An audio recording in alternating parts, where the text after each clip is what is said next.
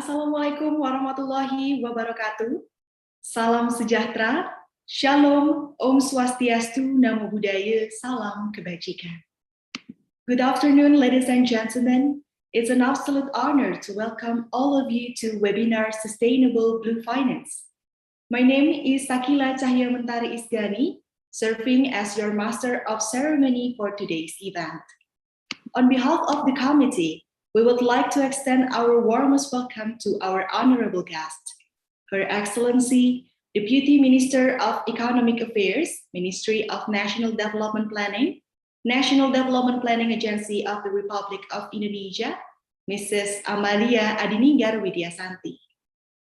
His Excellency, Senior Planner, Deputy of Maritime Affairs and Natural Resources, Ministry of National Development Planning, National Development Planning Agency of the Republic of Indonesia, Mr. Galwin Daniel Hamzah Yusuf. His Excellency, Senior Analyst, Coordinator Bilateral Environmental and Climate Cooperation, International Affairs SWAM, Mrs. Ingela Isakson.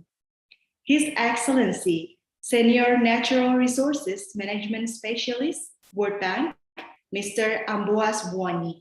And all distinguished participants, ladies and gentlemen. Before we start, I would like to inform the guidance of our webinar. First, this webinar will be presented in English. Second, please fill out the attendance form we shared in the chat box. Third, if you have any question, please fill it out in the Q&A box. Ladies and gentlemen, it's an honor for all of us here to have three speakers joining us today, our excellent speakers who have expertise in advancing the development blue economy. Mrs. Amalia Adininggar Widyasanti will give us insight on the importance of financial scheme in blue economy development. Mrs. Amalia Adininggar has served as Deputy Minister of Economic Affairs, Ministry of National Development Planning, National Development Planning Agency of the Republic of Indonesia from 2020 to present. Without further ado, please welcome Mrs. Amalia Adininggar Widyasanti. Assalamualaikum warahmatullahi wabarakatuh. A very good afternoon for all of us, ladies and gentlemen, and distinguished guests. Let me start this speech by welcoming you to the webinar on Sustainable Blue Finance, which is held by the Ministry of National Development Planning Bappenas as a part of our journey in developing a blue economy roadmap for Indonesia. The webinar is expected to provide evidence on how we can advance blue economy development in Indonesia with the support of sustainable financing. We would like to learn about different financial schemes that are relevant for Indonesia in its effort in developing blue economy. With some distinguished speakers and discussions at this seminar, we hope that through this discourse, we can improve our knowledge so that we can facilitate the development of blue economy better and in a concrete actions. Ladies and gentlemen, distinguished guests, Indonesia has a wide sea area reaching 6.4 million kilometers square, or 77% of the territory of the Republic of Indonesia is covered by the sea. Indonesia has the second longest coastline in the world, as much as 108,000 kilometers, and has many islands, reaching the number of 17,500 islands, making Indonesia have all the potential and advantages of marine resources. Marine resources are also a valuable source of food, nutrition, and energy for mankind. The world trend in the future is faced with various issues and challenges, and also another challenges for energy and food security, climate change, until the loss of biodiversity. The shift in the development paradigm should refer to the principles of development that are more sustainable, equitable, and inclusive. In this case, Indonesia has the opportunity to develop marine, fisheries, and ecotourism-based economic potentials and other potentials that are more valuable and more value-added from the ocean resources. For this reason, potential resource requires a more careful, equitable, and sustainable approach to resource management through the blue economic concept. And this approach is expected to contribute to the post-pandemic blue recovery and generate more inclusive and sustainable economic growth. Ladies and gentlemen, through the law on marine affairs, the blue economy is defined as an approach to improve sustainable marine management and conservation of marine and coastal resources and their ecosystem in order to realize economic growth with principles involving community and resource efficiency, minimizing waste, and multiple revenues. Some of the key points are sustainability, assets of healthy marine ecosystems, and provision of social and economic benefits.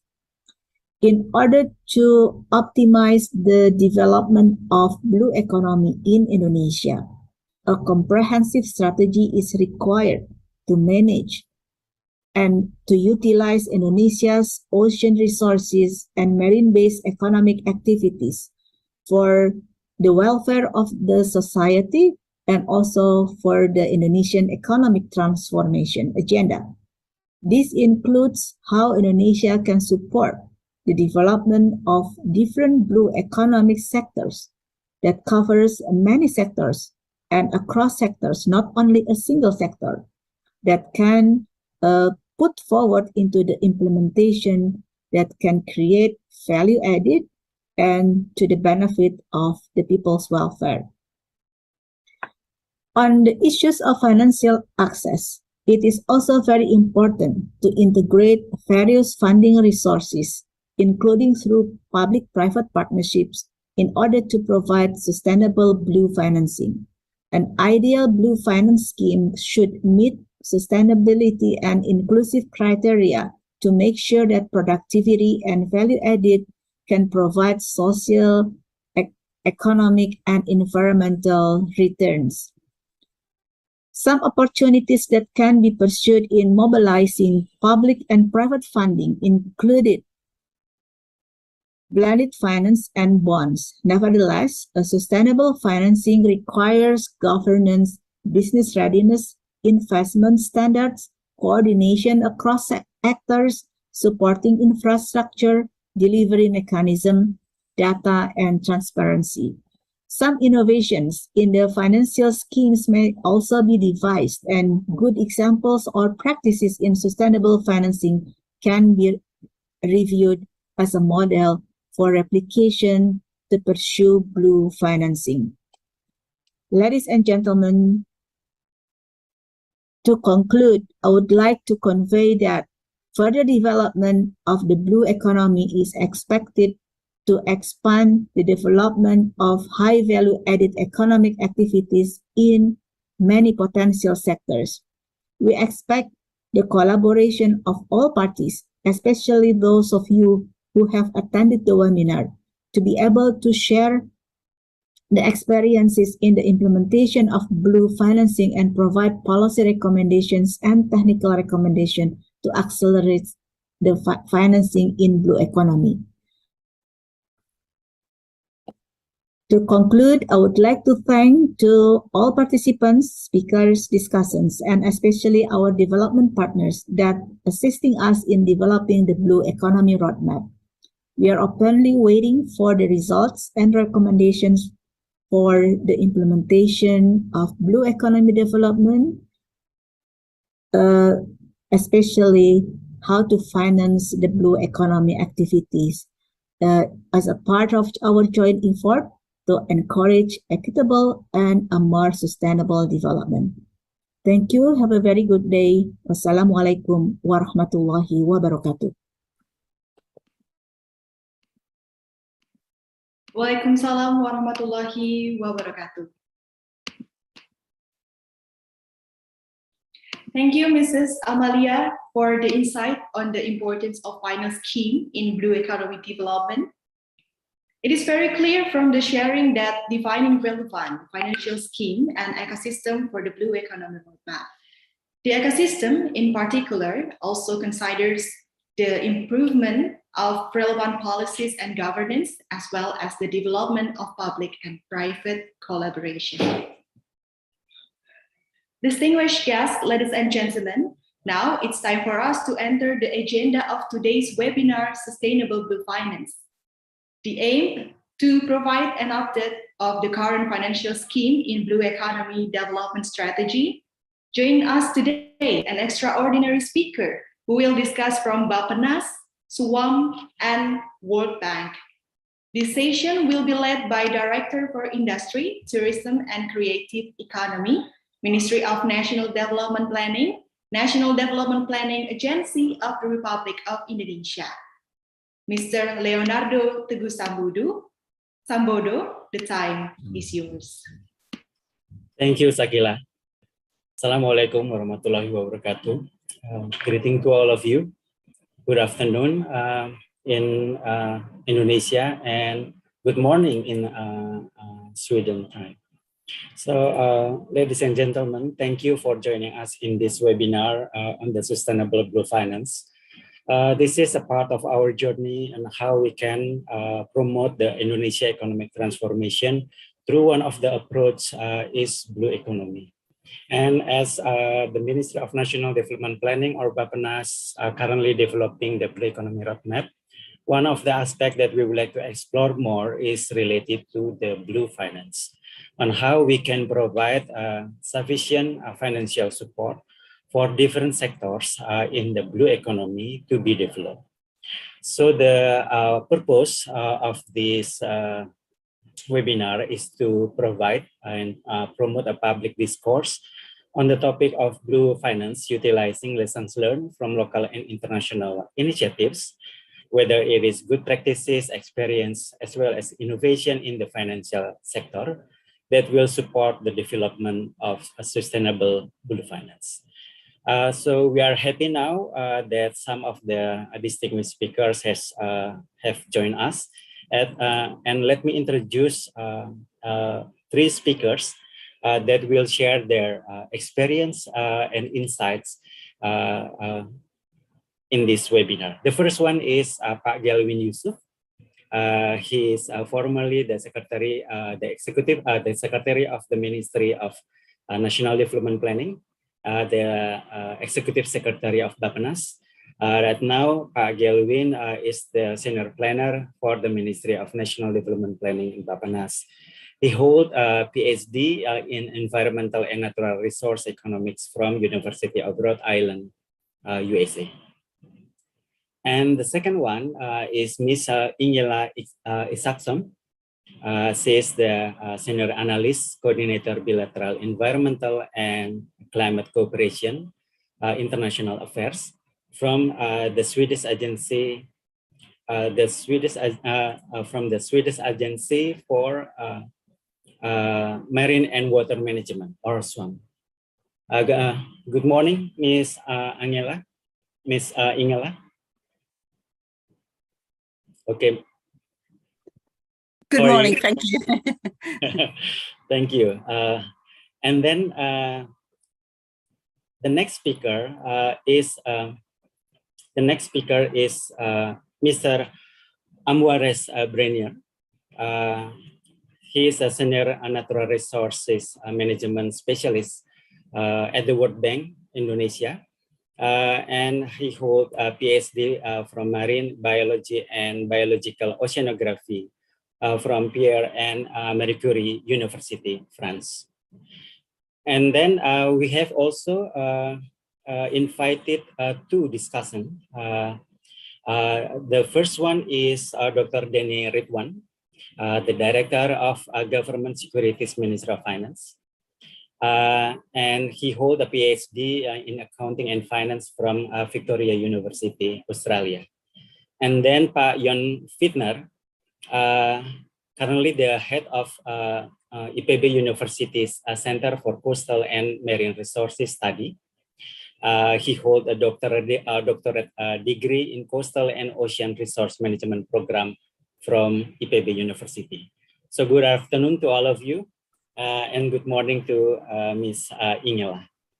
Now I would like to invite the first speaker, Pak Gelwin, to provide some insights with regards to how Indonesia can develop the blue economy finance, the financial scheme that will support the development of blue economy in Indonesia.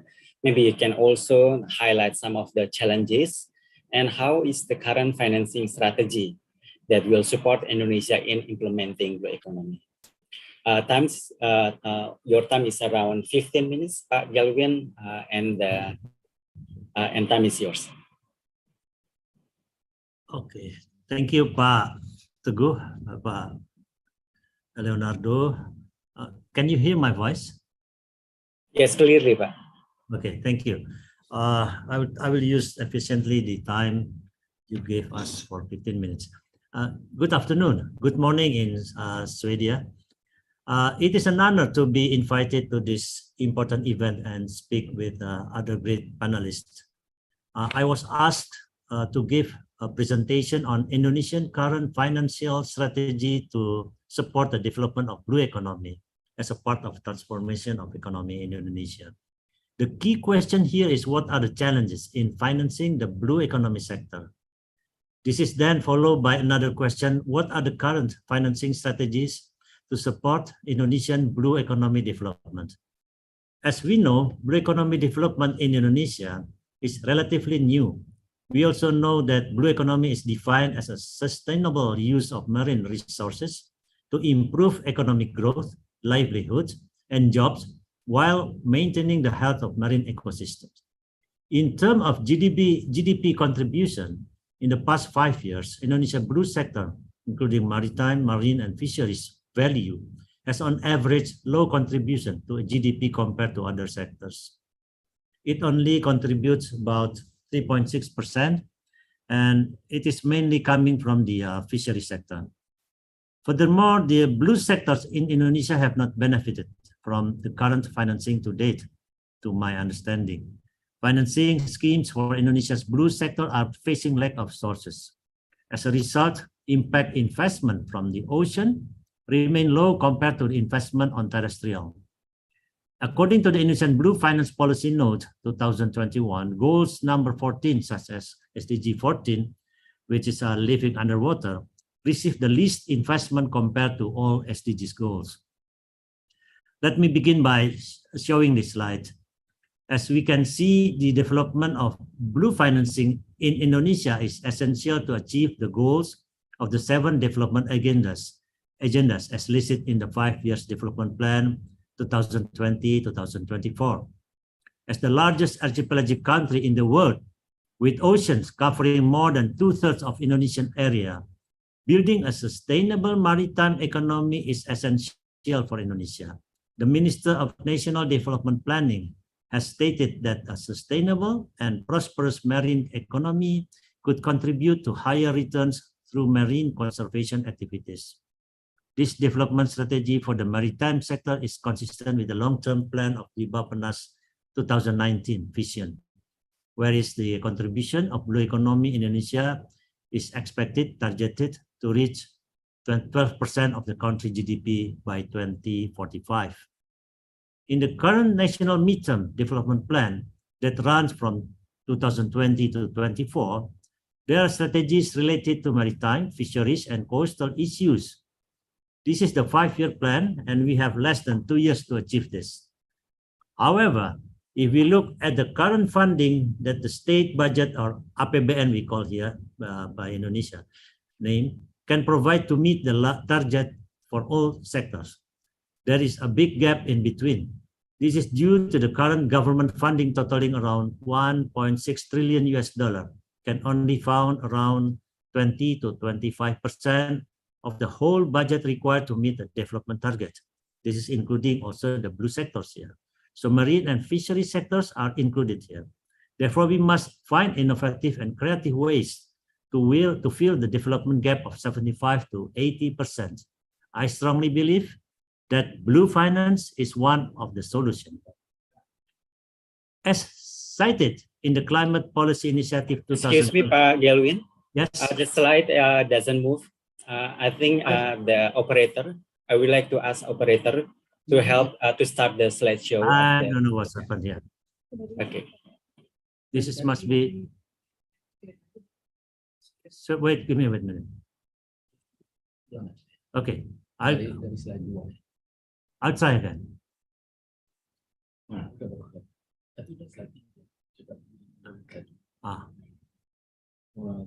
Okay, so I will explain again.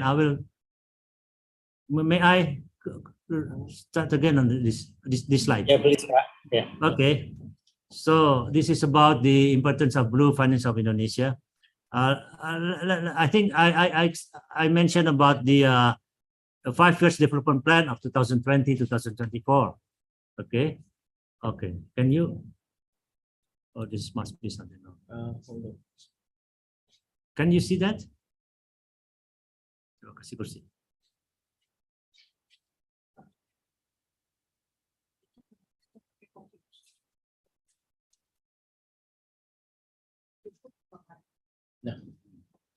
Okay, can you see now? Yes, Pak. Okay, so here you can see that the 5 years development plan on 2020-2024 with 7 development agendas, and also I think I also saying about the development strategy for the maritime sector is consistent with the long-term plan of Bappenas vision that contribution of the blue economy in Indonesia is expected to reach 12.5% country GDP by 2045.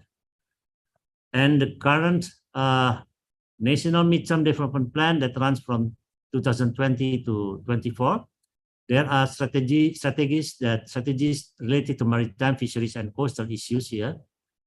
However, we look on the current funding that are stated the budget of APBN, the national budget, can provide to meet the target for all sectors. There's a big gap here in between. So from the what we need around 1.6 trillion US dollar can only fund for around 25%, including the blue sectors. Yes. So there must be to find innovative and creative ways to fill in the development gap around 75 to 80%. I strongly believe this in this case that blue finance is one of the solutions.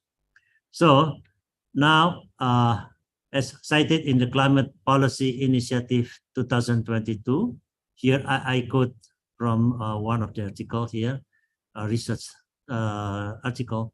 Based on the research from 2015 to 2019 of more than 590 projects to support marine, maritime, and fishery sectors, the funding is mostly from public finance totaling around more than 1.4 billion US dollar in the form of loans and grants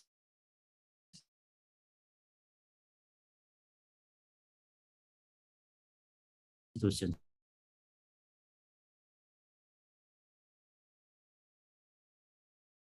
So to achieve various targets. Pak Gelwin, we're missing your voice. Development innovation to receive funding through the private sector important to be developed. Next to the according to the analysis put forward in the Indonesian Blue Finance Policy Note 2022, this is the paper that we work together with the World Bank. There are several potential financing options actually available to support healthy marine ecosystem globally in Indonesia. Here I list 4 options ranging from bonds or sukuk, parametric insurance, impact bonds, and debt for nature swap. So some of the what I can show here. The blue financing refers to the concessional, non-concessional, public and private sector financing that support ocean-related investment.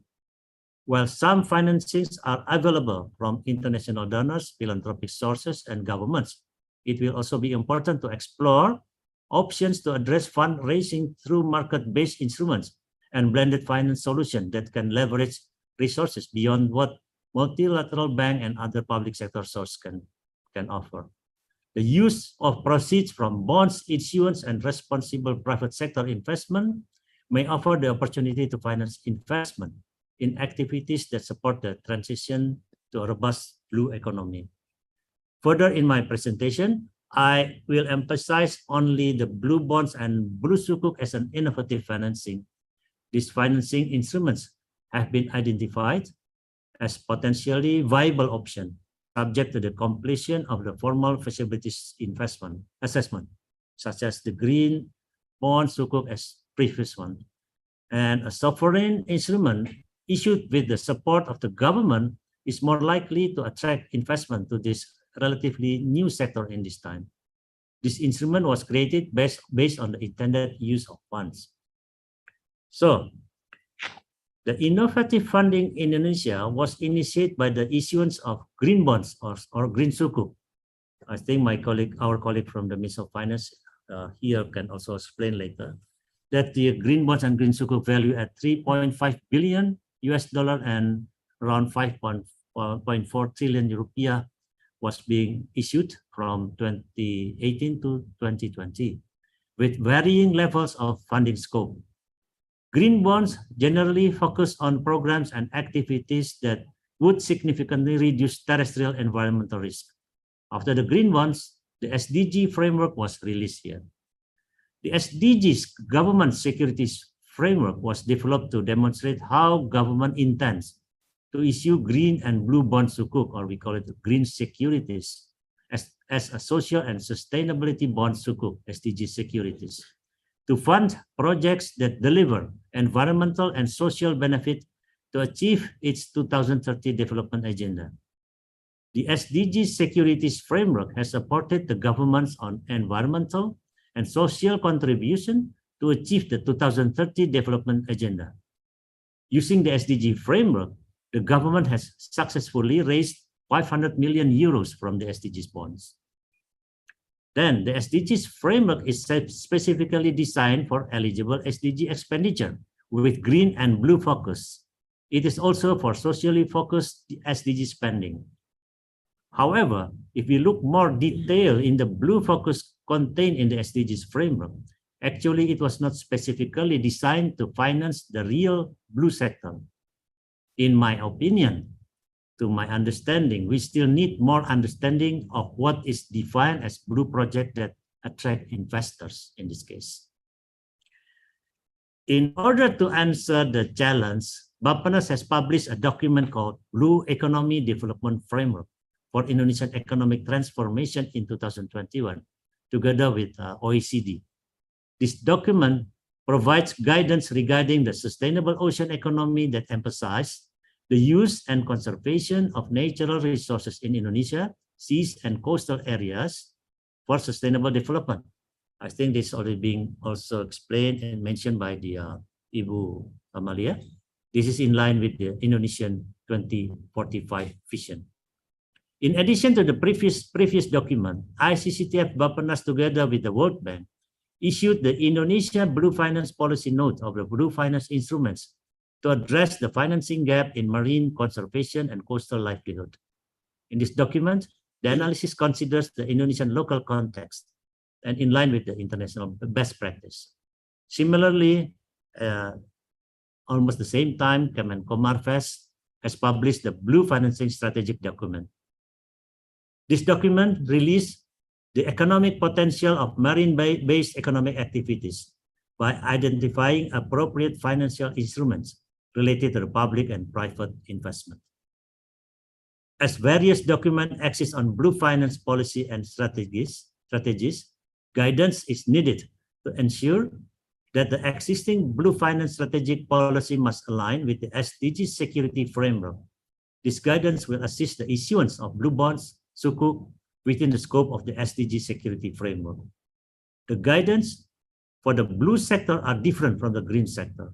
In the blue sector, the interaction between the sectors is very intense. as the sea is a place where the various sectors interact closely compared to the green sector in the terrestrial area. The blue sector, for example, requires a high degree of caution to strike a balance between environmental objectives and economic objectives. Any framework, including the SDGs securities framework, especially where additional guidance is needed. For sustainable fishing, for example, all frameworks including sustainable fishing as a key component of blue, but there is limited detail on what makes a fishery sustainable and how it is labeled, certified, and monitored. Another example is sustainable tourism. It is still unclear concept in which limited guidelines or tools operate sustainably. There's another example where coastal resilience infrastructure is a broad concept. And while some resilience infrastructure can have a positive impact on coastal populations, social impacts such as no flooding, but it can also negatively impact marine ecosystems, especially gray infrastructure projects. For the last slide conveys several key steps in developing blue finance in Indonesia. So this is several key steps that I think we have to pay attention. That first, there is an inadequate framework and taxonomy of blue sector. There are frameworks and taxonomies for green and sustainable investment or other landscape-based sector, but none for blue sectors. We needed to better understand the terms in blue finance to support the general criteria for eligible sustainable blue projects. We are talking here in Indonesia, of course. Second, there are gaps and mismatch in information, awareness, capacity, and scale in blue finance sectors. The main cause is the lack of clearly identified strategies for attracting investment, treatment, and retention for sustainable sector activities. There is also lack of complete investor roadmap and guide to maritime, marine, and fisheries investment. Therefore, action is needed to identify types of investment to create sustainable business. Third, lack of investment pipeline. This has caused concern from a large bankable investment opportunity over longevity of their investment and the return on investment. Fourth, the perception of high risk among many people here in Indonesia with little enabling regulatory environment. The main challenge here is where market is dynamic and evolve. Companies are resistant to change market preference. For example, to develop higher value supply chain. There is also lack of reliable fisheries data to make investment decisions. To reduce these issues, I would like to propose that government and financial institutions should establish supply chain values by providing education on risk minimization on business process.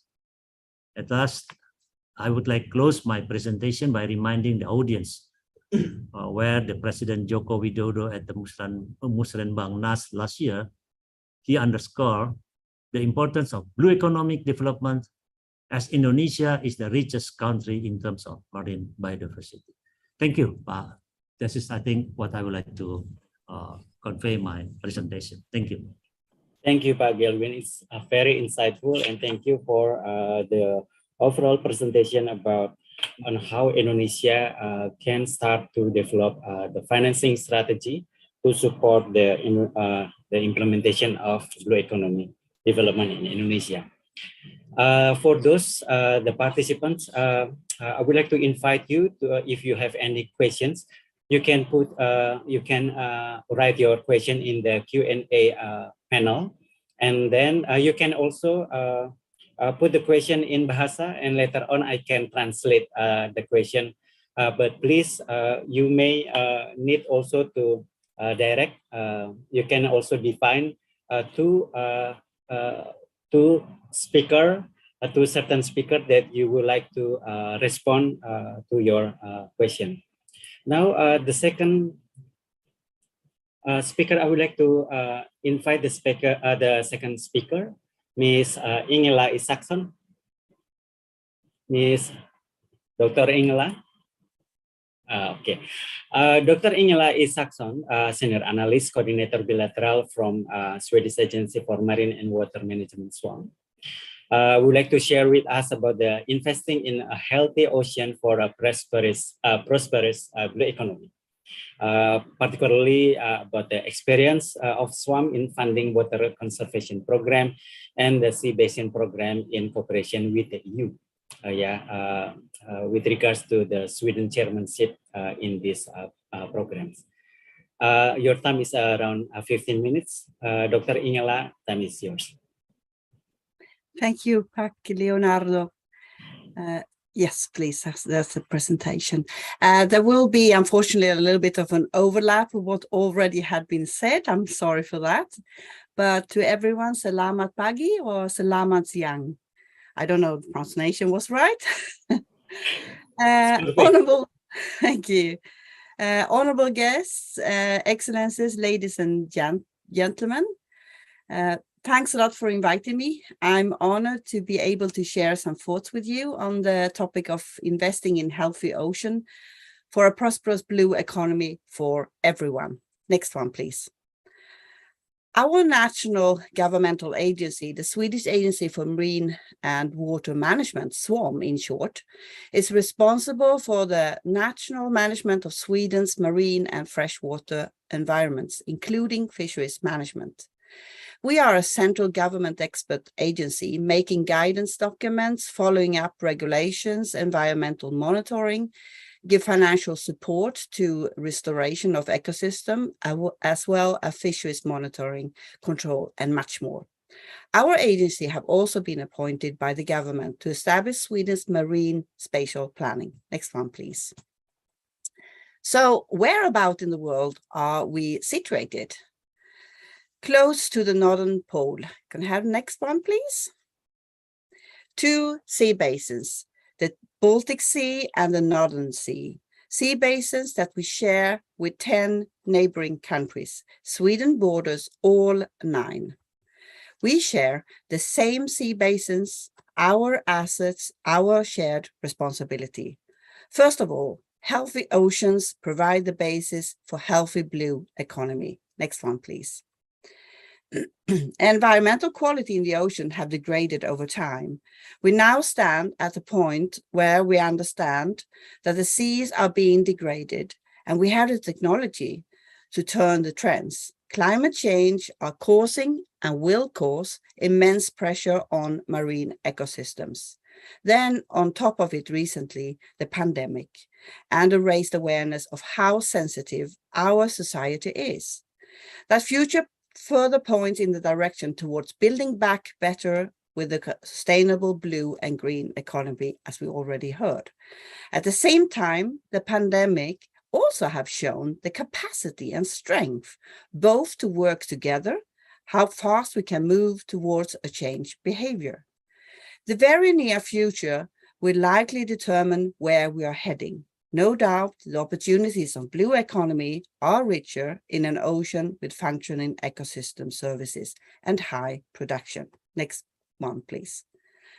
Just some examples of policies, strategies, and laws that govern our work at SWAM. First and foremost, we have the agenda, the sustainable development, the world's joint roadmap towards a sustainable future for everyone. Within the European Union, we have the European Green Deal and a transition for renewable energy, as well as circular and bio-based economy. Closer by, on a national level, the Swedish Maritime Strategy, the National Food Strategy, as well as Natural Environment Quality Objectives, etc. Next one, please. Spatial planning is about the future. Aligning different sector policies, that was also pointed out earlier on. Different goals and strategies is challenging. Dialogue are crucial, and together with a scenario building, part of the solution. To jointly identify synergies and overlapping interests and deal with the issues before they become a conflict. Building future scenarios and think about where do we want to go? Next one, please. In Sweden, we have 290 municipalities. 80 of these are coastal. Municipalities have since 1987 the legal right and the responsibility to plan their territories, including the territorial sea. Very few of the municipalities had done the coastal and marine spatial planning by 2010. SWAM initiated a funding over 3 years to support the process, and it more than doubled the amount of municipalities with adopted plans, including all the territory, as well as the coastal and marine planning. And nearly all coastal municipalities at least started the process of including also the territorial waters in the planning process. So funding makes a difference. Next one, please. Working together with our neighboring countries have been a guiding star. Already in 2009, the first macro-regional strategy was approved by European Union. It's an agreement between the member states of the European Union and the European Commission to strengthen cooperation between the countries bordering the Baltic Sea. Its objective is saving the sea, connecting the region, and increasing the prosperity. Next one, please. Recently, 4 priorities for funding were set, working towards innovative societies as well as water smart and climate neutral societies and cooperative governance. Next one, please. This is reflected in the Swedish maritime strategy, working towards a maritime sector that can contribute to increased employment, reduced environmental impact, and an attractive living environment. Next one, please. All in all, 28 indicators to follow up that we are heading in the right direction to achieve a balanced marine environment, attractive coastal areas, as well as competitive marine industries. Next one, please. Coming back to the process of marine spatial planning, the social dimension of sustainability is linked to economic and ecological dimensions through people's multiple dependence on ocean resources and space for food and livelihoods.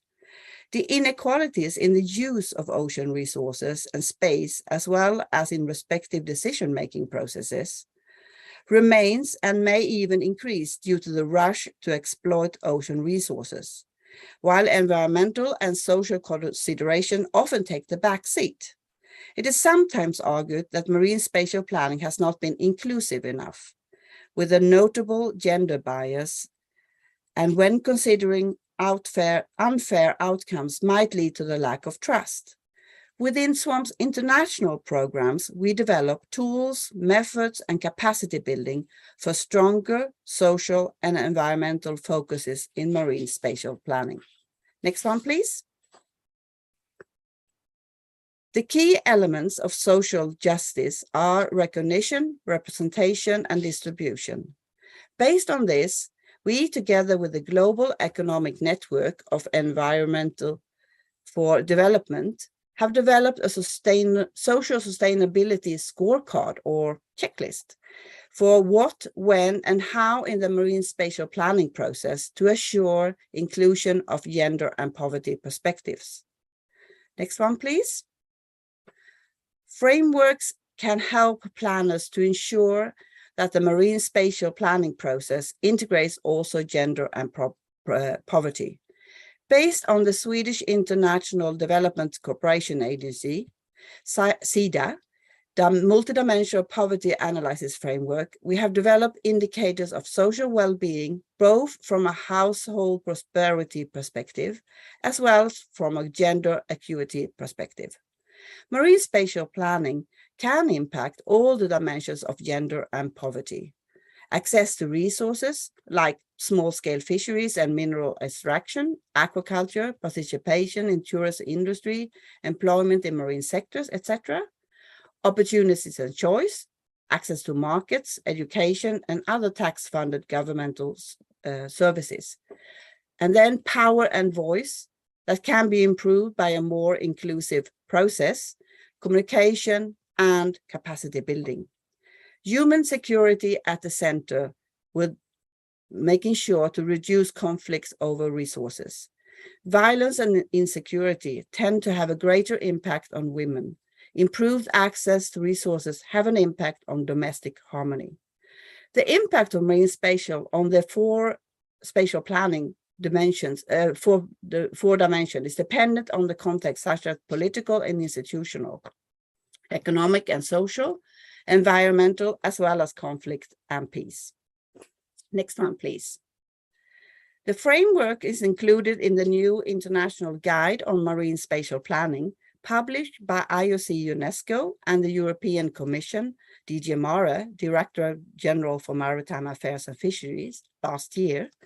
Together with the UN organization IOC Africa, SWAM have now recently tried out the framework in practice, applying it in 3 pilot studies, 3 coastal areas in Kenya, Tanzania, and Madagascar. And we have some preliminary results on the gender and poverty perspectives from these 3 countries, but I'm not going to go through those today. So can I have next one, please? So just a short summary of what I've said.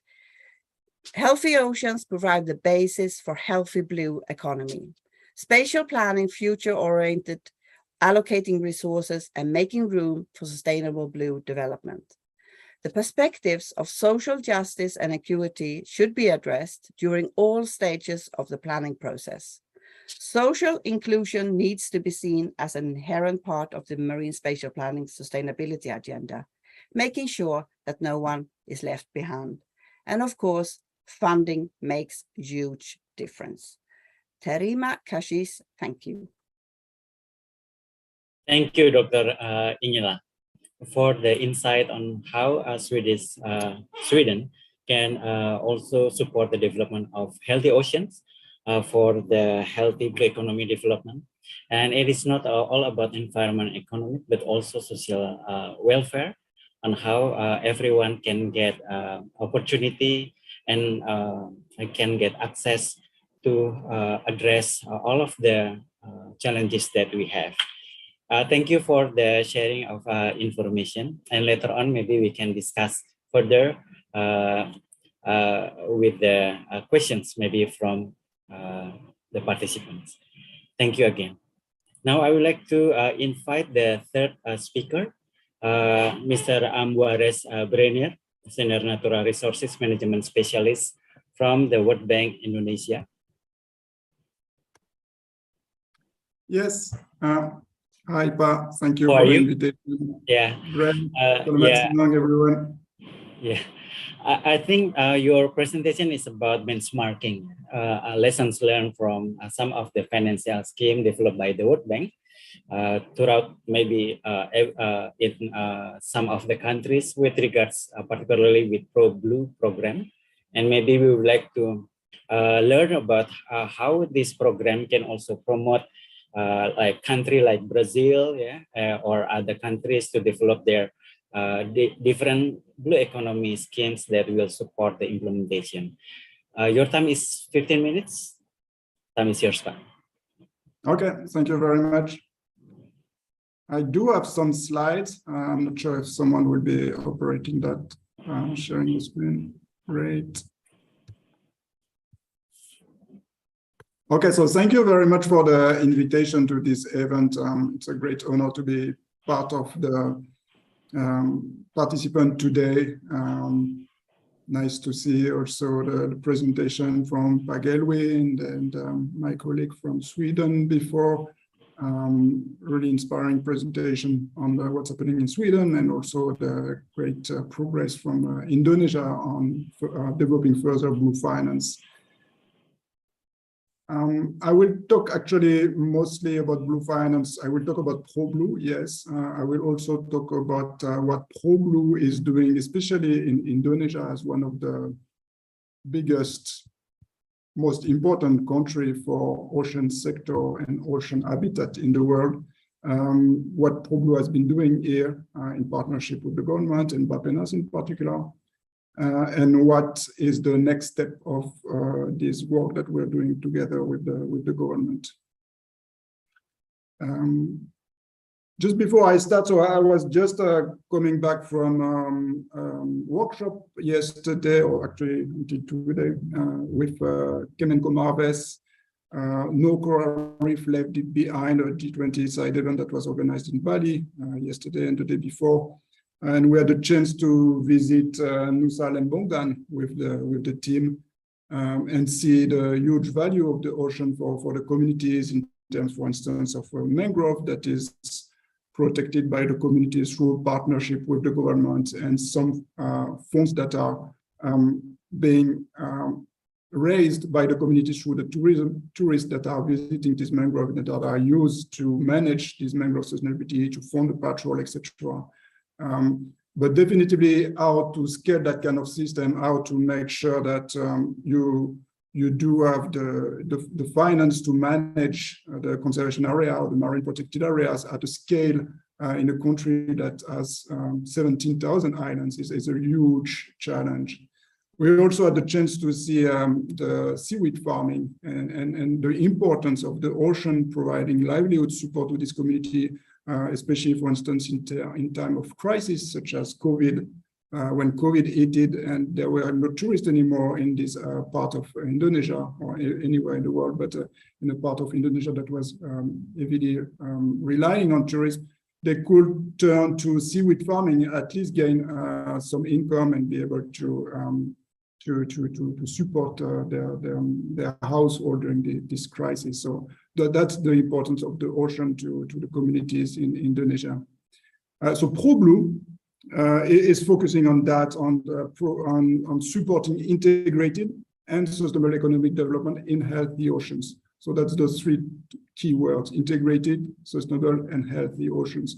So integrated because obviously in the ocean there are many human activities that do have impact on the ocean, and there is a need to manage those in an integrated manner. Tourism, transport, offshore energy, fisheries, aquaculture, and marine spatial planning is one of the tools that can be used for this integration. Sustainable, because of the need to keep those economic activity can run for the long time, and healthy to make sure that the resources are regenerated and can support the generation after generation. This ProBlue is a trust fund that has been set up a few years back, and its objective is to contribute to the SDG 14. It's actually also leveraging about $9 billion in active projects in the World Bank overall ocean portfolio. At the moment, ProBlue is about $200 million invested in about 100 countries, or in 100 projects, sorry.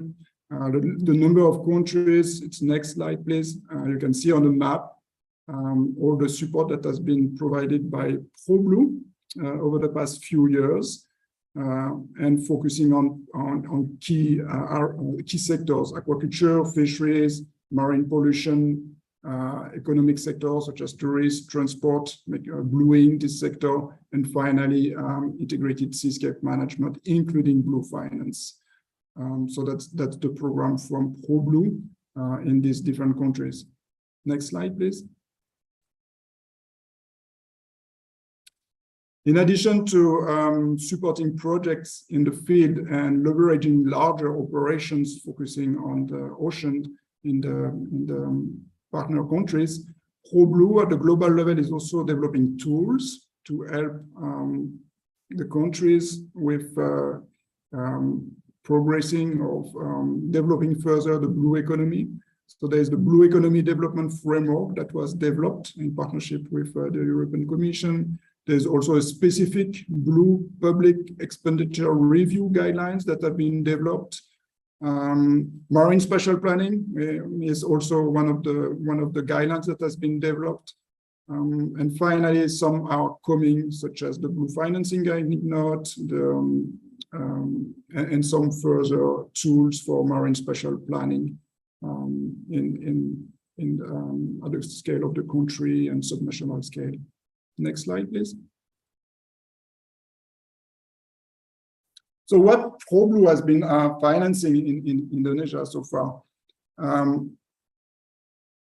It actually helped us support the government in the development of this report, the Oceans for Prosperity, which is analysis with policy and investment recommendation for Indonesia transition towards a blue economy. So the report was launched last year, and there's a set of policy recommendation, investment recommendation to move toward a blue economy in Indonesia. Next slide, please. There are a few other studies that have been financed by ProBlue that have been finalized or that are currently being finalized.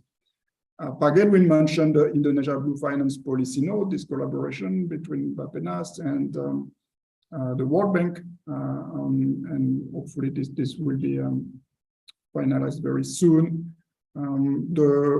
Another study is focusing on the impact of climate change on fish stock and fisheries, with interesting results that depending on the location where you are in Indonesia, the impact and the species that is considered the impact will be different, but in general, there will be a drop in fish capture due to the impact of climate change that need to be considered, and adaptation activities that need to be implemented as soon as possible to mitigate that risk in the future.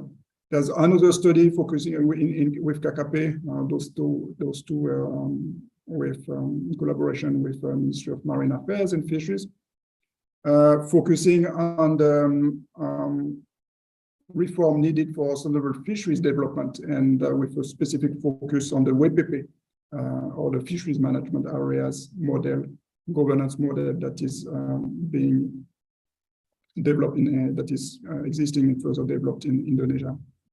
Another study was also looking at the link between the health of this ecosystem and the livelihoods of the coastal communities, especially in remote areas.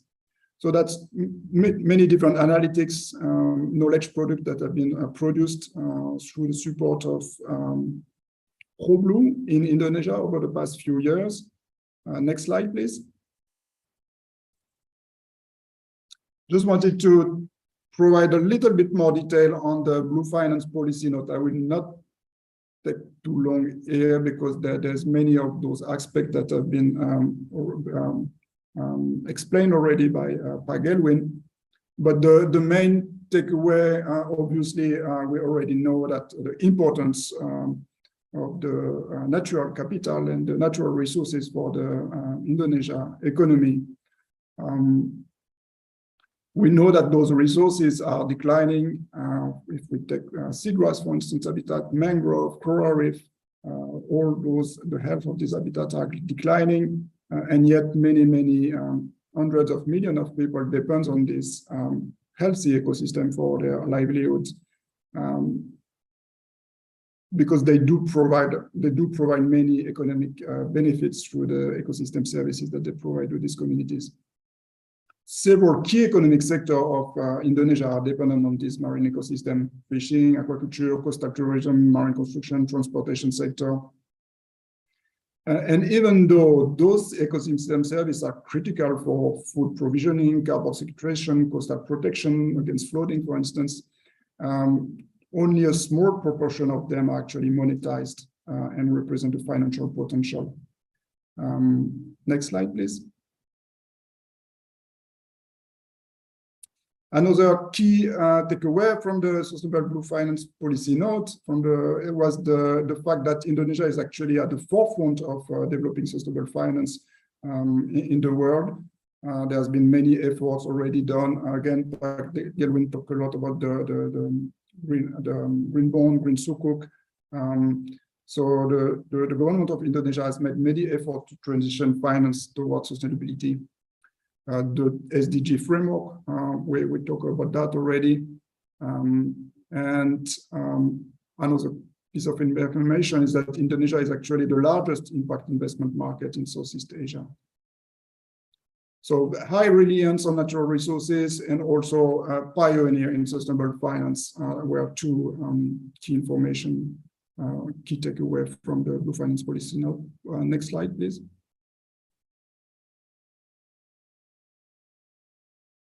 And why it's the importance of this sustainable management of this ecosystem in the government plans is highlighted. And there are actually a lot of blue finance initiatives that exist in Indonesia. The blue economy lacks still sufficient financing. There is a huge financing gap.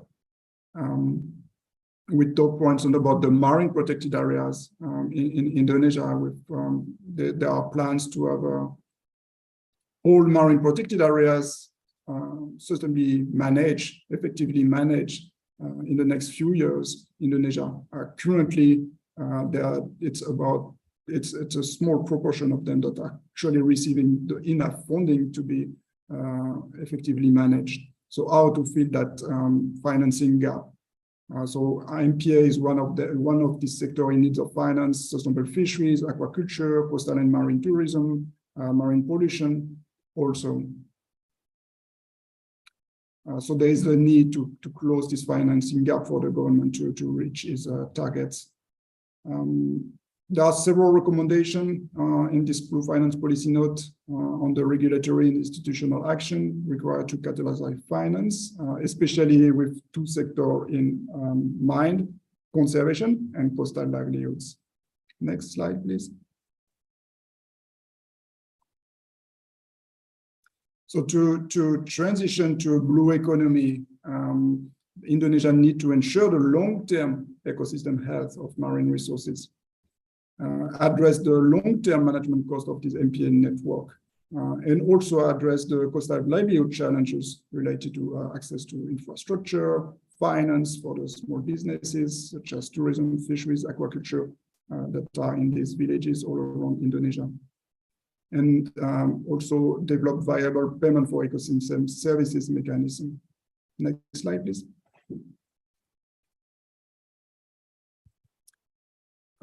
Some of the challenges or the needs that were identified also was the need to develop the blue investment framework. So there is the SDG government securities framework, but there are some needs to develop further, for instance, for sustainable fisheries, more detail on the blue investment framework. Blue tagging also for state and regional budgets is needed. The monitoring, reporting, and verification framework is needed. We talk about transparency. About the investment, this is needed to make sure that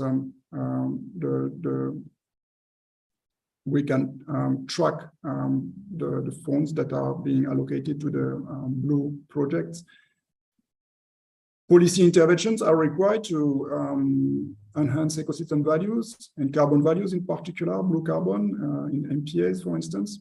And finally, awareness and engagement on blue finance at different levels is needed too. Next slide, please.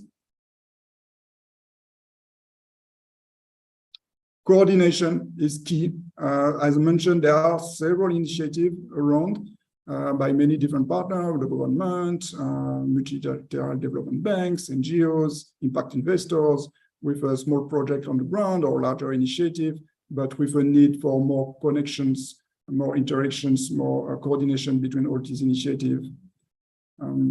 There has been several innovative financing instruments tested already: blended finance, coral reef insurance, trust funds, plant impact bonds, etc. So it's a very dynamic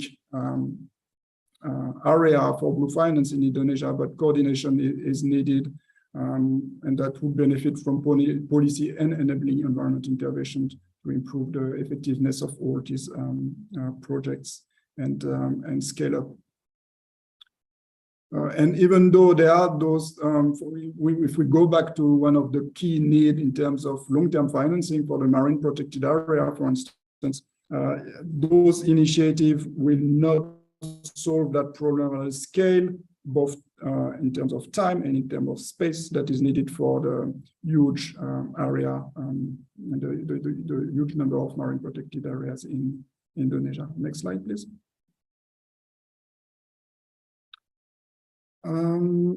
I think I'm short on time, so I will go quickly on this one. But again, there's several instruments that have been tested in Indonesia or will be further developed. Pagelwin mentioned several of those, so I will skip this one. Next slide, please.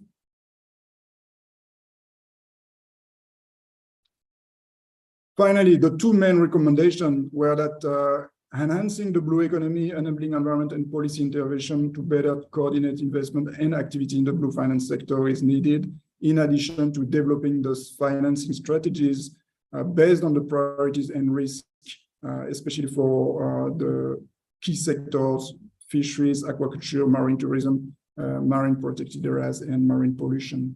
Next slide, please.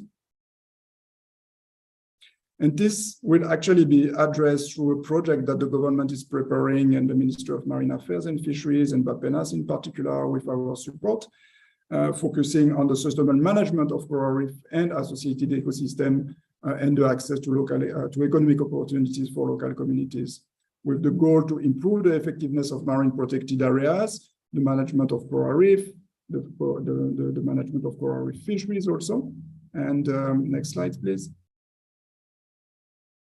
And improve access to economic opportunities in the villages that are living around those marine protected areas or marine conservation area. And finally, the last component of this project is building on all this work that have been presented, which is focusing on long-term financing tools and strategies developed for those priority blue economic sectors. Next slide, please.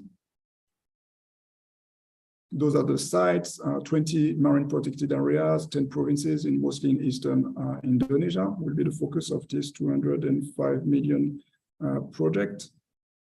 Next slide, please.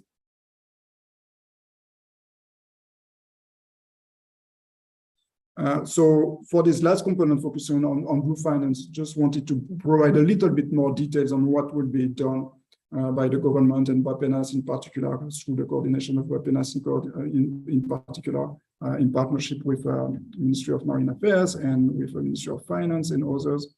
So establish a Blue Finance Advisory Committee to solve this issue, or at least address this issue of lack of coordination, to facilitate the adoption of Blue Finance Framework within the SDG Security Framework, coordinate National Blue Tagging Initiative, assessment of the opportunities also to repurpose government funds. Is not only attracting innovative finance, but it's also looking at how the funds are currently spent and if it could be spent better with the blue economy approach in mind.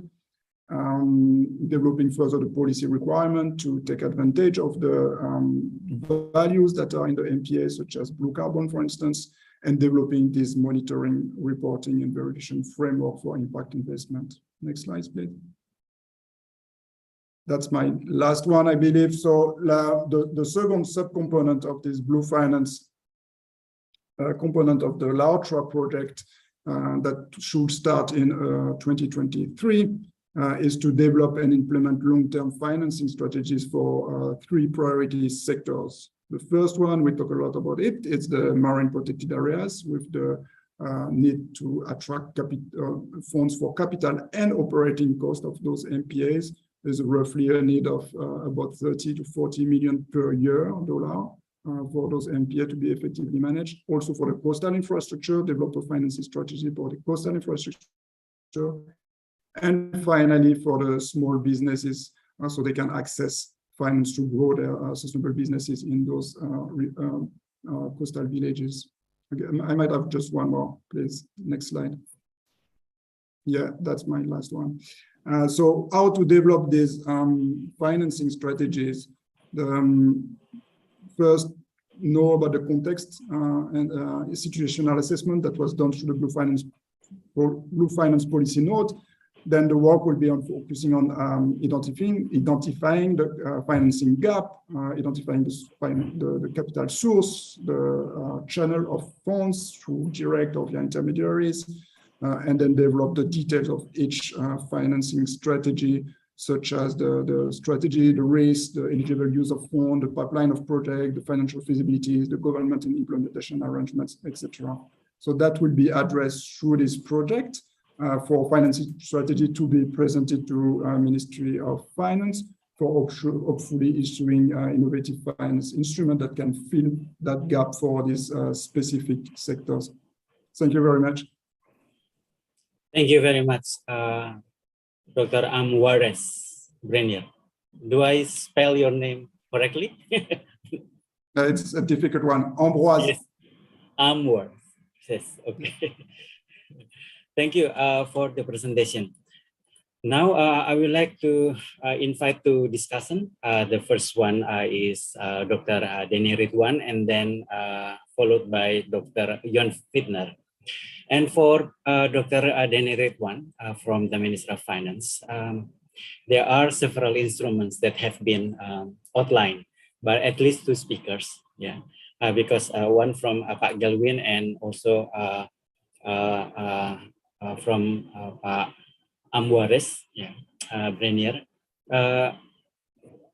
Now about the Ministry of Finance perspective on how we can move forward with on how whether it is possible for Indonesia to devise different financial instruments, yeah, to provide blue finance strategy that can meet different needs from different sectors, even the project proposed by the World Bank which includes also SME financing, as we know that there are already many SME financing, and whether this will be something different.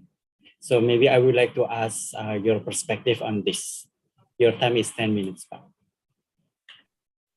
Okay, thank you, Pak Leonars. Very good afternoon from Jakarta. Thank you to all three presenters who have shared their views and experience and on how to develop blue economy in Indonesia moving forwards. Of course, there is some different differences between developing and developed countries. In developed countries, Pak Leonars, capital market have become one of important source of long-term funding to help close the SDG financing gaps and mobilize capital for sustainable development.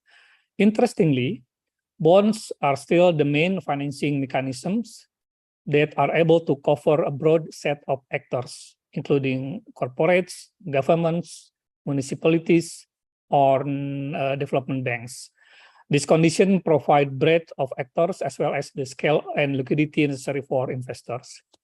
The government of Indonesia has taken a proactive stance by leveraging financing to drive progress while facilitating a green and inclusive recovery.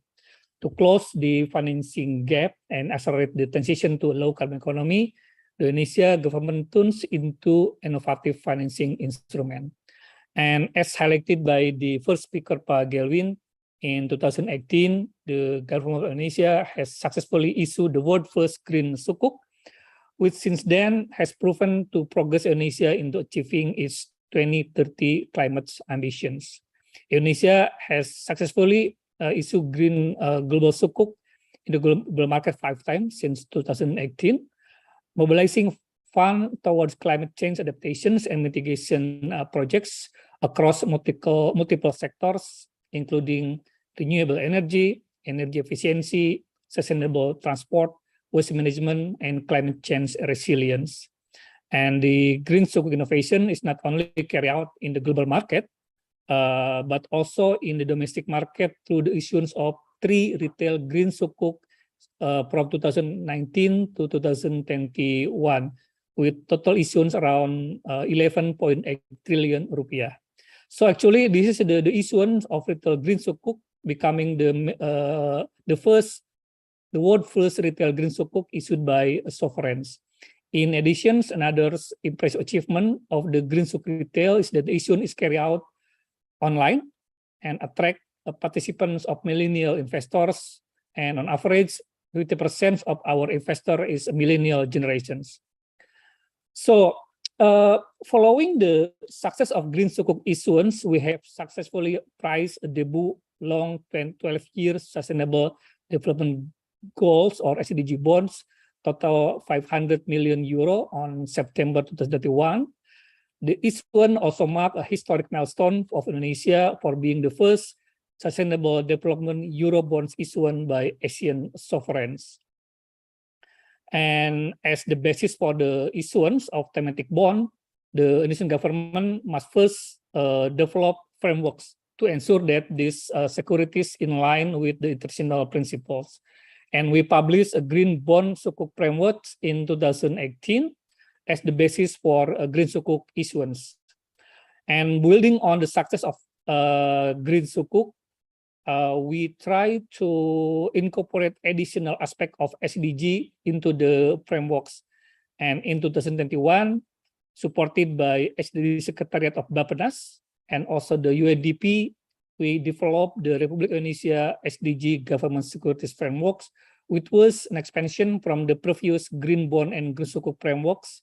And as you know, that through these new securities frameworks, we have shown that the net proceed for the green SDG securities will be confined exclusively to eligible SDG expenditures, including green focus, blue focus, and also social focus. And through these new SDG frameworks, it's possible, as mentioned by Pak Gelwin, to issue other thematic bonds such as blue bonds or blue sukuks. However, it takes commitment from all stakeholders to support the issuance.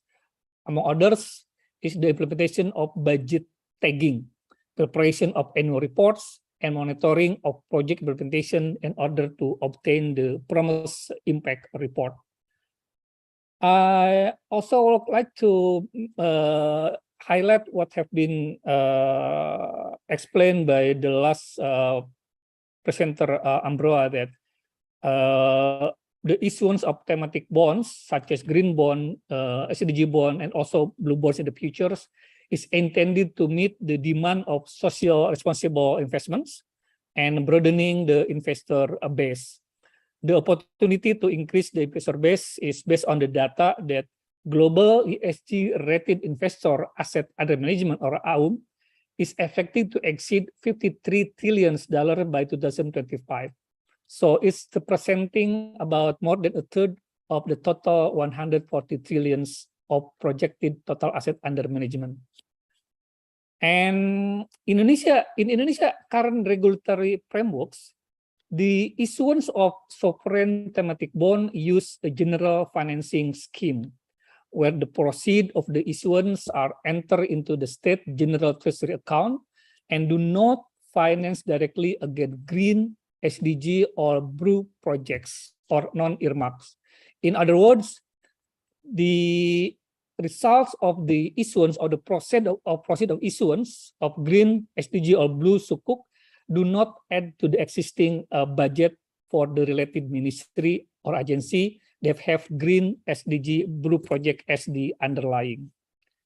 And the green or blue projects in several line ministries are used as the underlying issuance. The process of selecting the green projects use the budget tagging scheme, which was carried out by each line ministry and then will be reviewed by coordinators. For the green and blue, the coordinators is the Fiscal Policy Office of Ministry of Finance, and for social projects or for SDG bond, the coordinator is the Secretariat of SDG of Bappenas. About the time frame, the issuance of blue bonds or blue sukuk is depending on the readiness of all stakeholders in preparing the underlying blue projects, which are deemed sufficient for the issuance of blue bonds or blue sukuk in a sustainable manner. So approximately around 500 to 750 million US dollars. So in addition, all stakeholders also need to prepare indicative impact reports of blue projects that become the underlying issue of blue bond and sukuk. And currently, we are working hard with the Bappenas for preparing our first impact report for SDG bonds issuance. Hopefully by the end of September, we can issue the impact report, Leonard. Last but not least, SDG bonds, including green and blue bonds, are an important innovative financing tool for addressing economic and environmental challenges. However, SDG bonds require more effort before and after the issuance compared to the plain vanilla bonds or sukuk.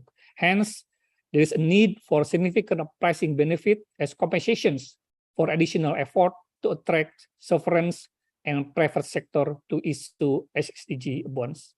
I will stop here, and thanks for your kind attention. Back to you, Pak Leonard. Thank you, Pak Denny Ridwan.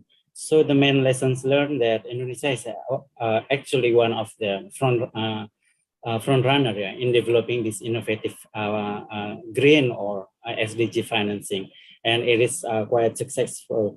And the requirement is that we need to develop the framework, and then to make sure that we can also report the result, what are the impacts, and how the regulatory framework also allow the issuance of this bond can reach the broader sectors. And it is interesting that as one of the retail is launched online, so many new source of, for example, millennials also contribute, yeah, to the bond. So I think this is one of the a good example on how we can develop the blue economy financial scheme. But the challenge for the thematic is on how we can make sure that this will also meet with many requirements in the financial sector. Thank you, Pak Denny. And then I would like to invite Pak Yon Fitner from IPB University. Yon Fitner, there are many opportunities and challenges that have been raised by the first, second, and the third speaker. Yeah, and the third speaker even highlights some potential focus, yeah, priority sectors, priority target for blue finance.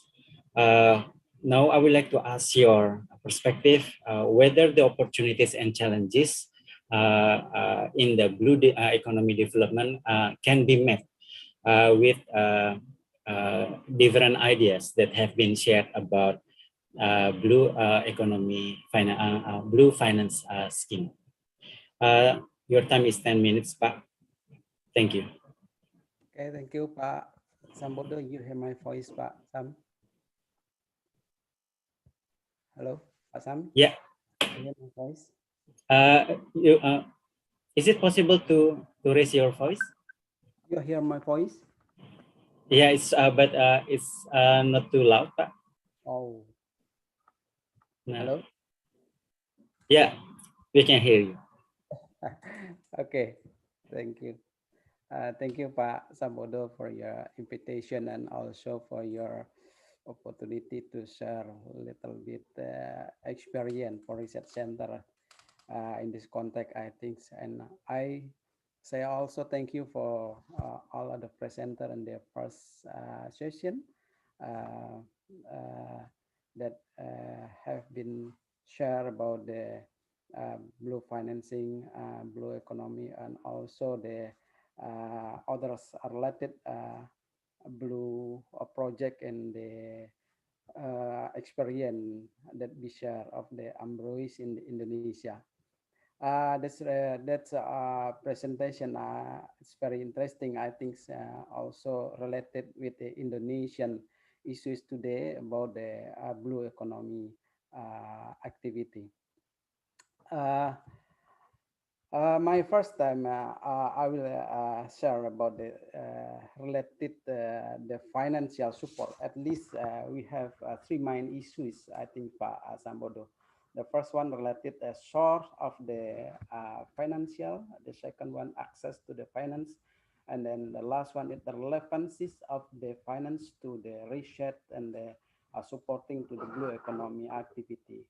And the access access that I mean here is how to get the funding to conducting research like that. And then also relevancies is related the effectiveness of the research on the support to blue economies and related project, the others related blue economy, I think.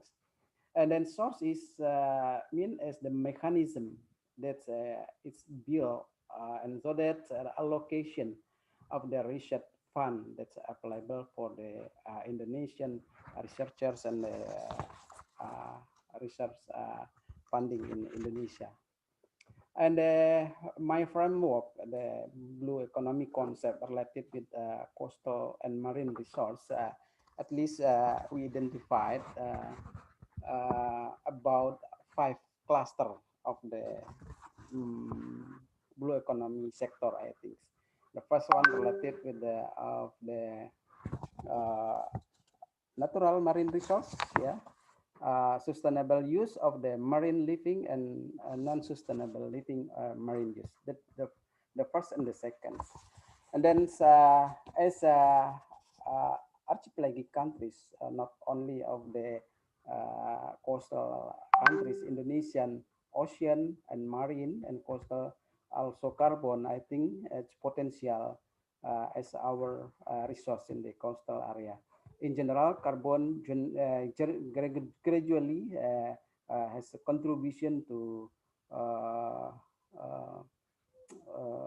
getting of our financing here. That's we nowadays blue carbon financings, and then that means the global carbon also have the supporting us for the research and also to contribute to the funding. And then a blue economy as modality of our development, like port, tourism, oil and gas, capture fisheries, mariculture and aquaculture here, and then shipping, maritime logistics. It's needed the relations. Why we talking about the relations here? Because the impact of the climate and then other source of the risk in the coastal area importing to reduce of the growth of the blue economy here. And then that's why we important to also addressing of the risk on the blue economy aspect. And the next, availability of the risk economy value data and measurement tools along the Indonesian coast for industrial development according to the capacity and surrounding area consider C4. That means the connectivity of the consideration. We know the world population growth more or less 9 million in the 20 and 50 require sufficient food, including from the sea, coastal area, and also from the small island area. And that's why we important to getting the many opportunity to the develop of our blue economy concept. And then financial allocation for research and blue economy aspect in Indonesia and coastal area is a main program, I think. And the next, policy support and incentive for the investment that focus on the research on a low of carbon infrastructure and risk-based information. There is also important to address in the blue economic development. And then the next, increasing of the international partnership, important to support of blue economy research. We also try to find the information about the budget allocation for the blue economy research. Based on Perpres nomor 38 number 38 2018, yeah, the allocation for the blue economy from a domestic product of the government at 2045 that allocate about 5.04%. There is, I think, a limited allocation. I think we should try to increasing the allocation budget to looking and seeking the other resource for the sustainable financing, including from blue economy activity. And then infrastructure for research and blue economy, like the university institution, research institution, and then also researchers. We found the researcher infrastructure, research institution, and human resource. I believe and I optimist that can be support the blue economy research project in Indonesia. And then international partnership in this context, I found about 48 the project related blue economy in Indonesia, whereas the biggest support related conservation, as we see the last presenter, Ambroise, sorry, I difficult to Ambroise, yeah, explain about his experience on conservation area. There's many example about the conservation project in Indonesia. About the 65.22% the budget allocation from international partnership conducting in the conservation project. And the next, I think the next the issue is related to the transforming mindset. I think there is also important how to getting them more of the maybe the not only of the growth from the blue economy, but also the national income from the blue economy. We should be transforming mindset, and then we looking the other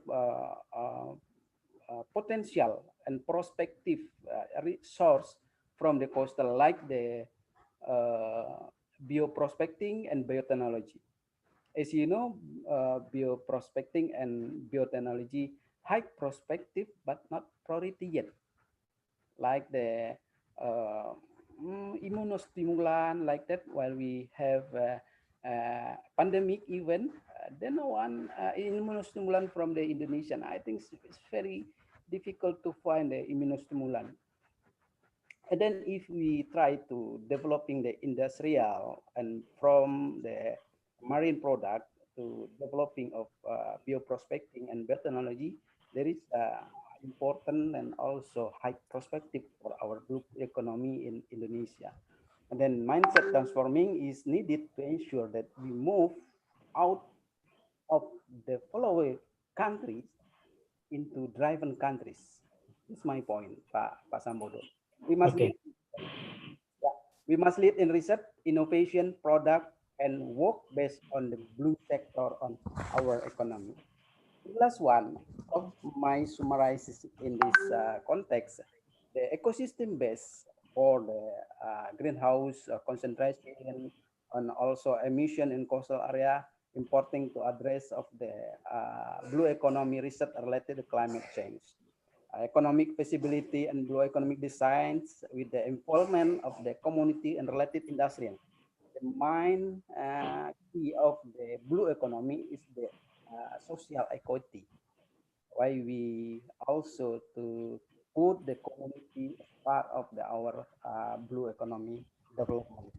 And then observation of the modeling risk assessment based on economy on coastal area. This is important to address in our research, and also developing food and source based on the coastal and marine area. I think this outcome of the research not only conclusion of the paper policy, but also important for the product and the services and the community relations.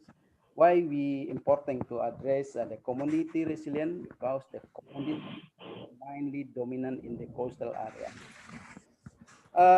Okay, Pak, I think your time is up. Yeah, that's all my comment, Pak Sambodo. Thank you and terima kasih. Thank you, Pak Jan Fitner, for the insights. Now we are come into the discussion time. We have around 30 minutes to discuss about the many insights that have been shared by the speakers and discussion. And based on the questions that have been written in the Q&A panel, as well as from YouTube, because this webinar also live streaming live in YouTube. So I would like to ask maybe 3 questions, one for each speaker, based on the question that are in the Q&A panel. The first one is to Pak Gelwin. Pak Gelwin, there are many questions to you, but I would like to choose one of the question. Is there any identification of how many financial resources are available and how they are ready and willing to support sustainable blue finance?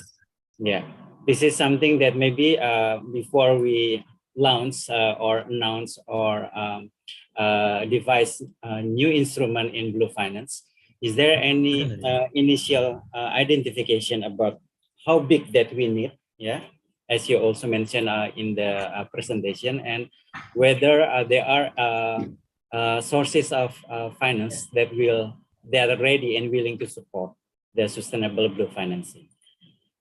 Pak Gelwin? Would you please repeat again? Repeat. Is there any idea? Okay. Wait a minute. Yeah. Okay. Is there any identification? What? Is there any identification of how many financial resources are available and how they are ready and willing to support sustainable blue finance? So I have to take a note. There has been result of identification of financing sources. Okay. To answer this question, Pak Teguh, Leonardo, as we discussed earlier, my presentation, the results of finance or funding sources cited by the Climate Policy Initiative last year indicate that the relevant and supporting resource come from the private or the public sectors that we can consider of this. As also I mentioned that in fact the contribution of the private sector is much lower than the public sector, and so we need the innovation through alternatives that we consider is necessary to be taken. And the low funding so far indicates that financing is not as simple as expected, because the maritime and fishery sector is not always become a sector that provides certainty for doing business. To encourage investment in the maritime and fishery sector, decision-making process and activities must be adapted to have a new knowledge to minimize the risk. This is one of the points that I would like to pinpoint, minimizing the risk, and to understand more of the actual or the cumulative facts and opportunities that associate with the business activities, because some of the people are always or the institution, the finance institution, are reluctant sometimes because of these three main reasons about the risk, high risk, about the fact, the data fact, and the opportunity associated with the business activities. So while we would like to prepare for issuing the blue bonds for the alternative finance, as the Pak Denny also support and mention, in the meantime, Bappenas is preparing the issue blue bonds and blue sukuk with the Ministry of Maritime Investment and Ministry of Finance to prepare and support our sustainable resources. In this process, the issuance of the blue bond sukuk as the one of the within the public and private sector that I said that requires guidance in accordance with the existing blue finance strategic policy that conforms to the SDG security framework. I think this is the main of the how I can answer this your question about the sources that we can have it. Thank you, Pak Teguh. Thank you, Pak Gelwin. I think it is well answered, Pak. Thank you. And now I would like to raise one question to Dr. Ingela. Are you still with us? Yes. Okay, Dr. Ingela, you mentioned about the social well-being, yeah. And then there is also a question raised by the participant. Well, I would like to make it short, yeah. whether there are best practices from Sweden that is relevant to apply to Indonesia coastal communities with regards to your presentation. Is there any example, whether it is related to the marine conservation or other project in Sweden that are relevant on how we can also improve and provide the opportunity for coastal communities? Thank you, Leonardo, for that question. Yeah, I must admit that it hasn't been developed specifically for Sweden. The social well-being is being developed more for development countries. But we are, and it's quite interesting because we are, as we have developed this scorecard and to look into the social well-being, we are also now in the process of doing the second rounds of marine spatial plans. So the scorecards and the checklists that we have developed within the International Development Program will be now also applied in the Swedish Marine Spatial Plan. So the examples that we have at the moment are the ones from Tanzania, Kenya, and Madagascar. These reports will be presented or published by next month, hopefully. We'll do some of them together with the IOC Africa. So they will be jointly published with them. So yes, social well-being hasn't really been completely integrated in the marine spatial planning process in Sweden, but we've been working with the concept of inclusion and making sure that everyone is part of the process and supporting the municipalities who are in charge of the marine and coastal planning in the territorial water. But our plans have an overlap with the national plans. So the geographical area we share with the municipalities, which we plan jointly, which I think in a way is quite good because that forces us to actually work more closely together so that we make sure that it works nicely both on the local, regional and national level, and then also in a context of the surrounding countries that we need to align our marine spatial plans with. So I think that's a way of, and the social well-being is part of that process. But I have no direct. The only thing I could, but that could be for a later webinar maybe. But that's that we have one municipality who is specifically looking into the possibility of developing circular economy. And also to look into the importance of assuring the social well-being within that. But I'm more than happy to share that, but that might be for the next webinar. Okay, thank you, Dr. Inyala, for the insight. So we are looking forward to the launch of the report and the study reports from the African country, and maybe this will also highlight some of the practices that are relevant for coastal community development in Indonesia. Thank you, Dr. Inyala. Now, I would like to raise another question to the third speaker, Pak Ambroise Brenier. The question is related to your explanation about the transition, regarding transition finance in Indonesia. Maybe because Indonesia has already has initiatives regarding transition in finance.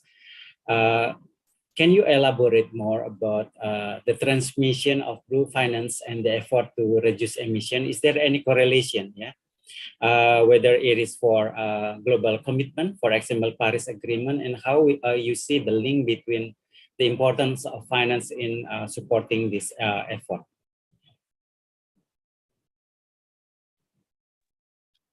Thank you, Pat, for the question. So there are financing instruments specific for ensuring the sustainable development of oceanic sector or ensuring the health of the ecosystem, the maintenance of the health of the, or recovering the health of those critical ecosystems. That do not necessarily lead to climate change adaptation or mitigation impacts. But many of them do, and there are possibility to tap also into the climate change finance, climate change adaptation and mitigation finance to finance the transition towards a blue economy. One possibility is for the government of Indonesia to access Green Climate Fund finance to support, for instance, the development of fisheries or aquaculture, or with a strong climate change adaptation angle, or to put in place natural-based solutions such as strengthening the coastal ecosystem, mangrove, coral reef that are reducing the risk of flooding. So there are links between the two. A third example could be when you do support healthy ecosystems such as mangrove, but also seagrass, for instance, you also do produce greenhouse gas mitigation impact through the blue carbon role of those ecosystems sequestrating emission of CO2. So there are links between the two, yes. Okay, thank you. Can I ask you further, Pak Ambro Ambrenia, with regards to whether Indonesia is ready to have, like Pak Denny Ridwan also mentioned, maybe later on I would like to raise this question also to Pak Denny Ridwan, whether Indonesia, to your knowledge, is ready for project-based blue finance, type of blue finance. As Pak Denny mentioned that right now it is more regular general financial scheme, yeah, that in terms of issuing bond and sukuk is general financial scheme. And do you think that Indonesia is ready to have like project-based financial scheme for blue economy?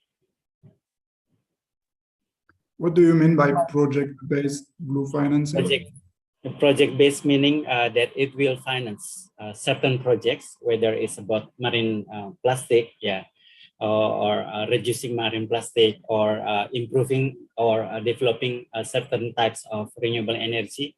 Maybe you have any example from other countries with regards to these different maybe readiness criteria. Yeah, so there are one country in Northern Europe, I can't remember which one, but who did issue a blue bond for the water sector, with the link between the water pollution coming from land and a healthy ecosystem in the sea, and linked economic activities. So you can use, and I think Pa Ridwan and Pa Gelwin also mentioned the need for several blue bond instruments to identify first the eligible project, the underlying project, and usually big projects. Some of them can definitively be, for instance, marine pollution, tackling marine plastic, expanding wastewater treatment facilities, reducing pollution getting into the ocean. So I would say that yes, the response will be yes to the possibility of having project-based project finance through these blue finance instruments. Okay, thank you. Pak Denny, there are questions actually from the participants with regards to whether it is possible to integrate the blue finance framework under the SDG framework, because maybe SDG framework has been developed, and then whether we can use this framework as well, maybe as relevant to be applied for the blue finance scheme. Okay, thank you, Pak Leonardo, and the questions. I think actually when we prepare the frameworks, we already discussed with Bapenas, with Pak Gelwin as well, in this case, and we will with the connecting Ministry of Investment and Maritime, and then we have already include the possibility to issue the blue bond using the SDG government security frameworks. As mentioned by Pak Gelwin on the green focus, in the framework, we have 3 focus: the green focus, the blue focus, and the social focus. So basically, we can use these frameworks to issue the blue bonds or blue sukuks. The question is whether we have prepared adequate projects as an underlying, because learning from our experience issuing SDG bonds and also issuing the green sukuk, one of the main challenges is to provide or to select eligible underlying projects, because these projects need to ensure will deliver the promised impacts. And the challenge for us as the issuers, the projects is not controlled by Minister of Finance or Bapenas. The projects mostly managed by related line ministries. Therefore, the commitment and the coordinations with the line ministry is paramount for the successful of thematic bond. So regarding the blue bonds, the demand is there. When we meet with some investors, in particular investor from Japan, they already show interest in the blue bonds, because they are really close with the blue economy, with the blue fundings. That's why if we issue this kind of securities, the demand is already there, but the challenges is how we can provide credible and sufficient projects as underlying. Back to you, Pak Leonardo. Thank you, Pak. It's clear. Now I would like to Pak Jan Fitner. Okay, Pak Jan Fitner is still here. I would like to ask one of the question raised by the participants with regards to the uncertainty. Yeah, the uncertainty in the blue economy. How does research can anticipate any uncertainty in the implementation of blue economy program, for example, in order for example, once we launch the blue bond, on how the research can also support the implementation of the blue economy program in order to mitigate the risk, to reduce the risk, whether it is related to unintended risk, or it is related to the known risk that maybe some research have also advised. So how does research maybe can support the anticipation for unpredictable impacts for the implementation of the economic strategy? Yeah, thank you, Pak Teguh. That is interesting question. I think in this context, risk, not only risk, maybe also disaster in Indonesia, is potential effect to the blue economy development. In this context, I think one main strategy, the important for us to analyze and address in the blue economy development is the increasing of the adaptation process.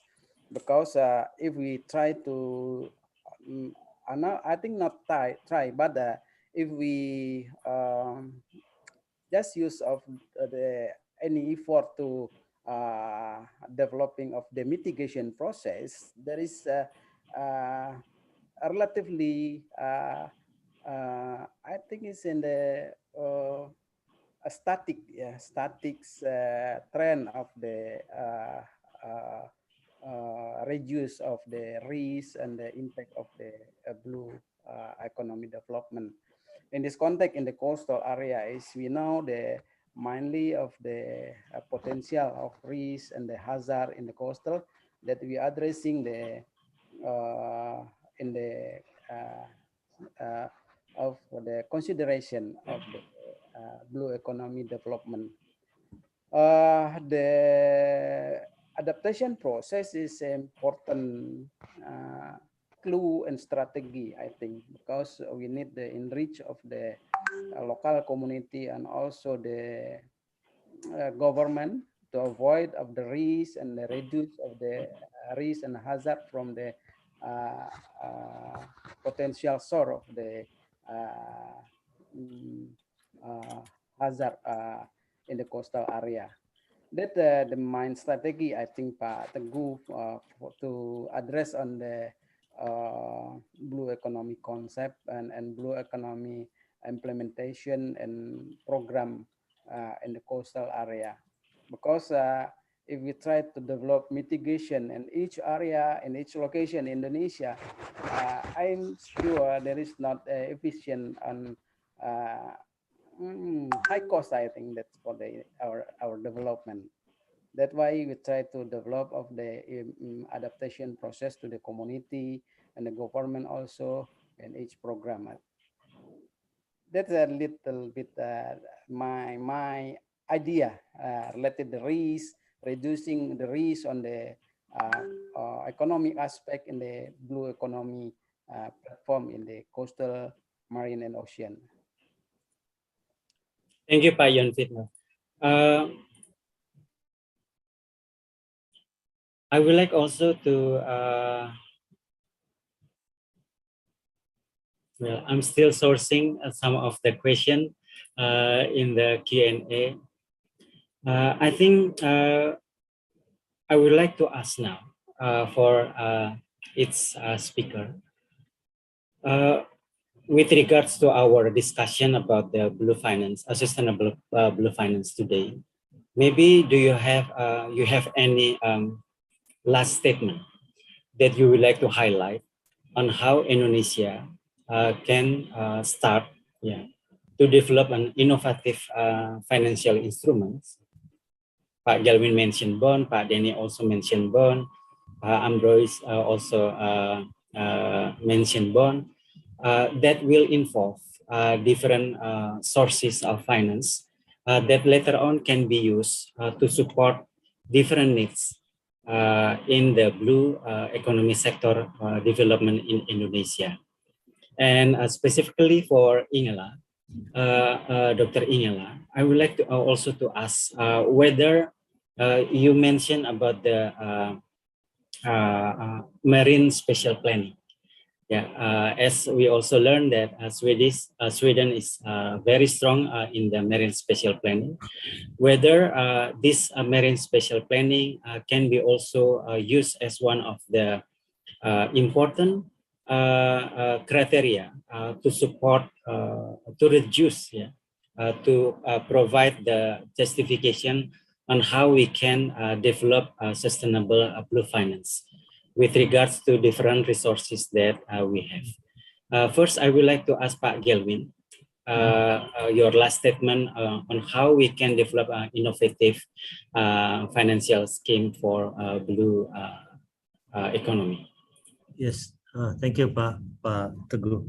By developing a blue finance instrument here, I would like to remind, to emphasize that such as in the blue finance, a high level of prudence, of caution is required to achieve the a balance between the environmental objectives and economic goals, just as included in the SDGs, especially if you look on the SDGs 14, the life below water, that we cannot contradicting between the environmental aspect and the utilization of the water. So blue finance must refer to the SDG security framework that we already have it, like Pak Denny said also, that which is as a part of the SDG bonds. I mean, how we can issuing the SDG bond from here. So the blue finance cannot be separated. I mean, it's come as apart from blue bonds, from the SDG bonds here. So financing through the blue finance is in which Bond or Sukuk as an instrument is that we are now doing for currently we are starting to develop this. So where we are in the process of establishing the blue finance instrument by providing guidance. This is to ensure that the existing blue finance strategic policy should align with the SDG security framework. That is my point. Thank you, Pak. Thank you, Pak Gelvin. Now I would like to invite Pak Amroa Brainier with the same question, Pak.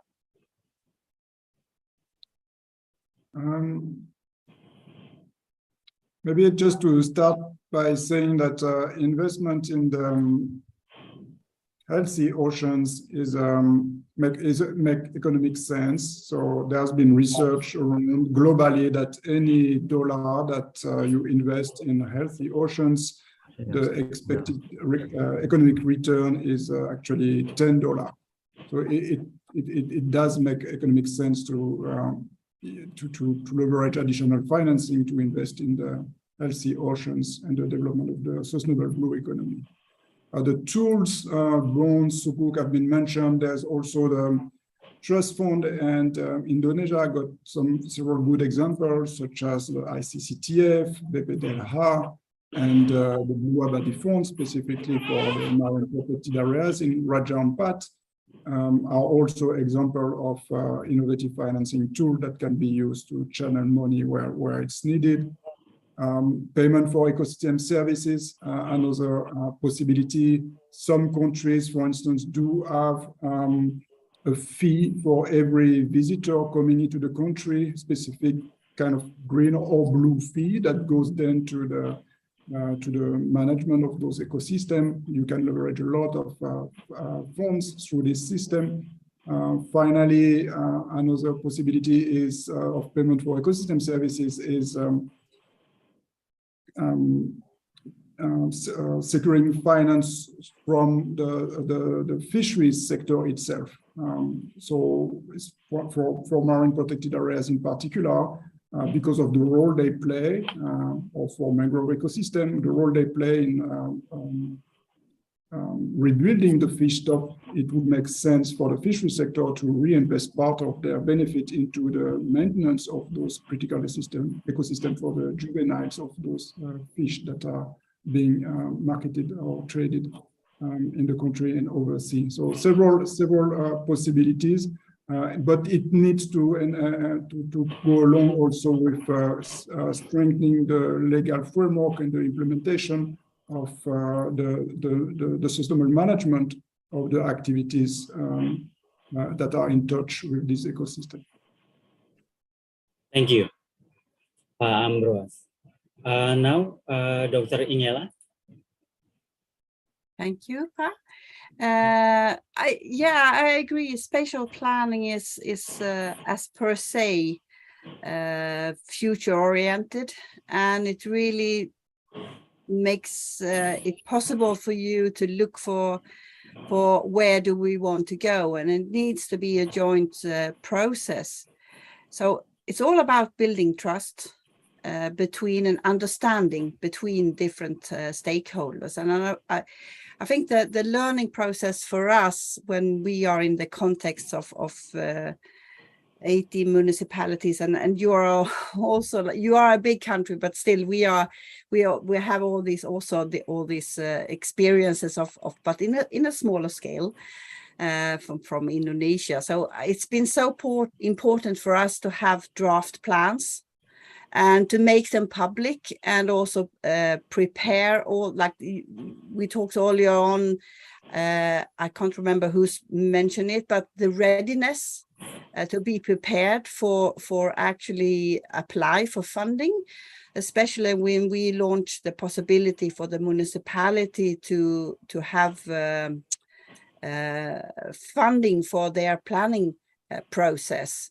It took some time because you have to also respect that there have to be decisions made on the local level, and the politicians that needs to take decisions, they need to know what it is and so on. So it takes time. So the readiness, it's a starting process. I think it took some time to have that, but to be patient and to look for the future, and also to make sure that the money is channeled to the right place where it makes a difference, and also to the spatial planning, make sure also that you allocate the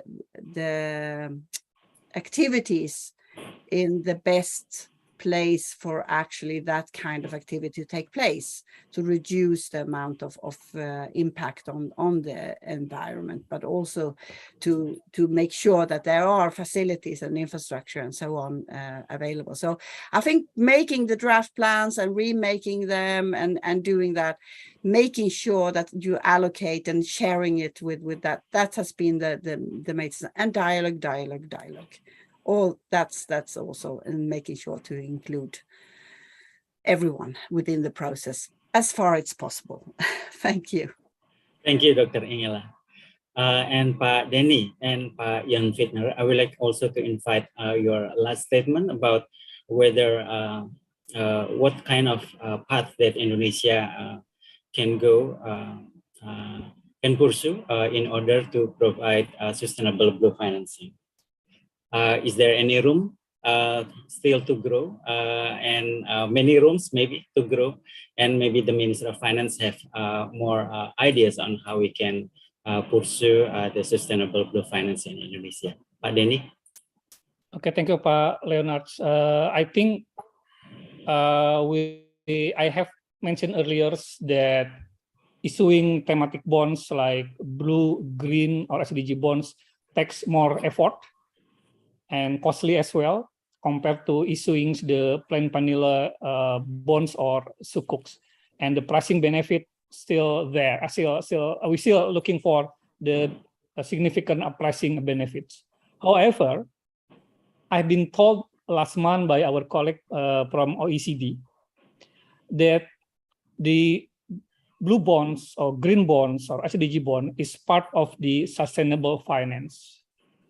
And it's predicted that in the next 10 years, the terms sustainable finance will not be longer used because it will become the standard within the industry. If the projects, if the securities is not sustainable, nobody will finance, nobody will buy. So I think thanks to Bapenas, thanks to Kemenko Maritime, the industry, and also the academics, that we are in the same boat toward that directions, toward a more sustainable and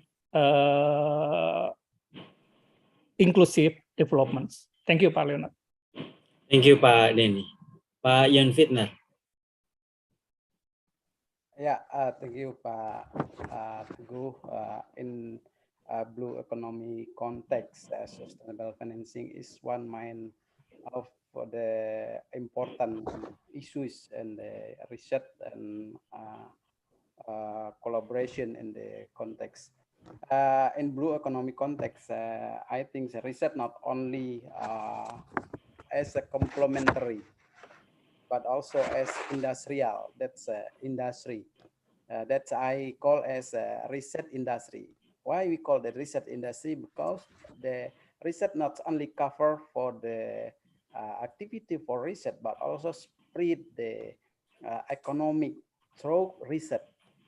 Then also they will help up to give some evidence to our policy in the context blue economy in here. And little bit provocative, maybe Pak Teguh, for the future research should be built as a knowledge industry. A part of from being a country with the high biodiversity, we also as a high the socio biodiversity, And then that means our is the biggest research institution also, and then also a potential as the biggest of the research industry. That's why we address the important to addressing research and each our activity, program, and action in the coastal, marine, and the small island area related with the blue economy and sustainable development. Thank you, Pak Leonardo. Thank you, Pak Yun Fitner.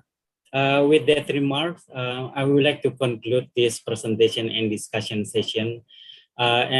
First, maybe I would like to thank the speakers and also the discussions that have shared their perspective, maybe also share new knowledge, information to us, and it will be very useful for Bappenas, particularly in developing this blue economy development roadmap.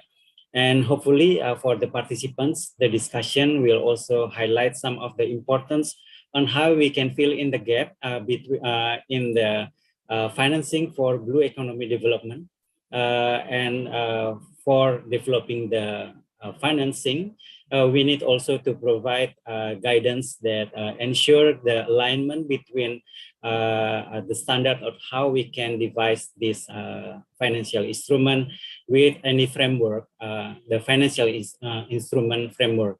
And we have learned that Indonesia has successfully announced a green bond or sukuk and then SDG bond. And then hopefully we can also later on issue the blue bond.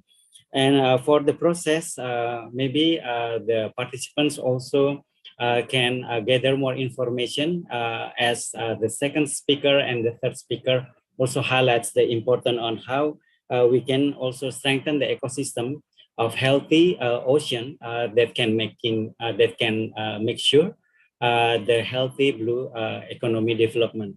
This will also contribute to the reduction on how we can the reduction of risk and as well as to make sure that the impact of blue economy can be sustainable and inclusive.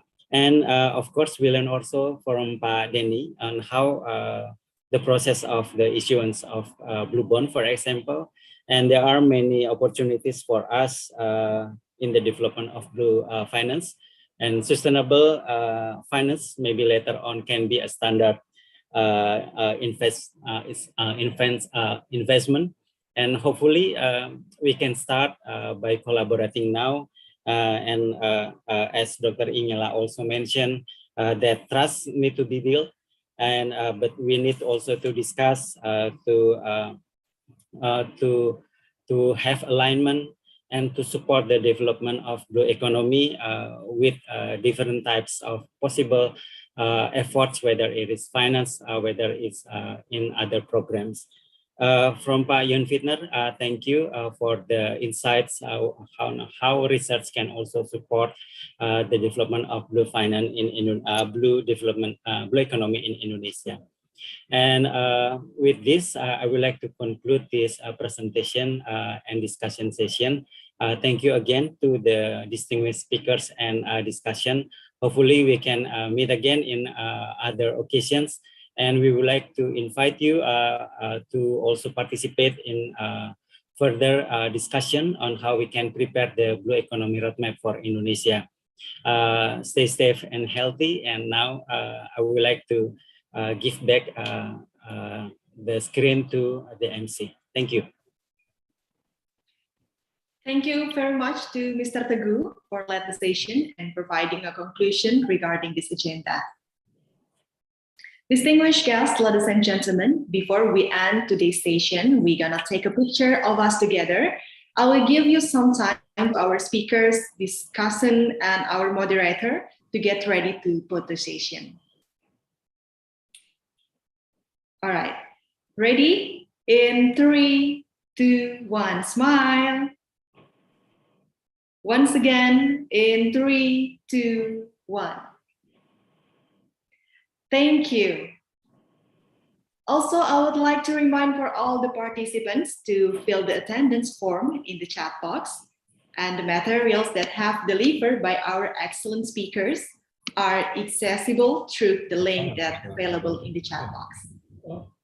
Finally, the entire organizing team of this event would like to sincerely thank our excellent speakers, our honorable guests, and for all who have actively participated in our event today. We hope that this session can contribute in sharing valuable insight about the development of Indonesia's blue economy. Wassalamualaikum warahmatullahi wabarakatuh. Good afternoon and see you at the next event. Waalaikumsalam warahmatullahi wabarakatuh. Thank you. Welcome salam. Thank you Pak Leonard. Thank you Pak Gelwin.